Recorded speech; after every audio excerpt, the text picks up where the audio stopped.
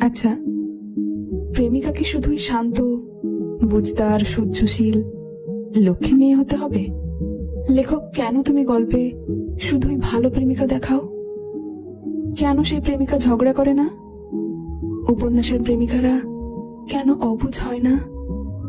হঠাৎ অচেনা মেয়ের কথা শুনলে কেন হিংসে করে না?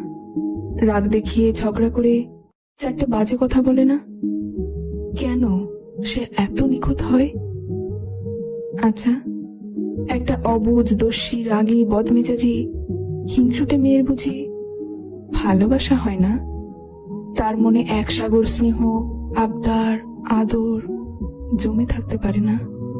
কি জানি, হয়তো সেই অলক্ষী, দস্যি, রাগী, অবুঝ, হিংসুটে মেয়েটা শুধুই প্রাণ ঢেলে ভালোবাসতে পারে, তবু ভালো রাখতে পারে না।